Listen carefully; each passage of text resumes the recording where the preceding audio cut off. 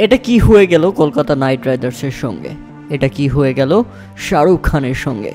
তাই তো শাহরুখ খান নিজে একটু রাগ করতেই পারেন, কারণ তিনি কাদের পেছনে টাকা ঢালতেছেন যারা 111 রান চেস করতে পারে না। মানে এভাবেও ম্যাচ হারা সম্ভব, সেটা হয়তো বা বিশ্বাসই করতে পারছেন না শাহরুখ খান।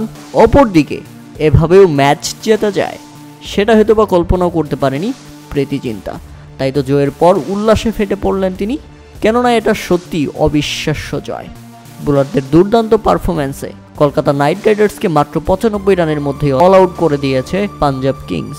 উল্লেখ হচ্ছে প্রথমে ব্যাটিং করতে নেমে নির্ধারিত 20 ওভারও ব্যাটিং করতে পারেনি পাঞ্জাব কিংস। 15 ওভার 3 বলের মধ্যেই অল আউট হয়ে গেছে মাত্র 111 রানে। আর জবাব দিতে নেমে কলকাতা নাইট রাইডার্স শুরু থেকেই উইকেট হারাতে থাকেন। সলিন লারিন ফিরে যান 7 রানের মাথায়, এরপর ফেরেন কুইন্টন ডিকক সেই 7 রানের মাথায়। আজানকে রাহানে কিছুটা ধরে খেলার চেষ্টা করেছিলেন, তবে সুবিধা করতে পারেনি। অঙ্কৃশ রঘুবংশী তিনি দারুণ খেলছিলেন, তবে ইনিংস বড় করতে পারেনি। 28 বলে 37 রান করে ফিরে গেছেন প্যাভিলিয়নে। এরপর রীতিমতো ব্যর্থ ছিলেন ভেঙ্কটেশ আয়ার এবং রিঙ্কু সিং। আন্ডে রাসেল একমাত্র ভরসা ছিল কলকাতা নাইট রাইডার্সের। 14তম ওভারে 16 রানও নিয়ে এসেছিলেন তিনি, তবে শেষ পর্যন্ত ফিনিশ করতে পারেনি। ইনসাইড আউটে বোল্ড হয়ে শেষ পর্যন্ত 95 রানের মধ্যে অল আউট হয়ে গেছে কলকাতা নাইট রাইডার্স এবং দারুণ জয় তুলে নেয় পাঞ্জাব কিংস।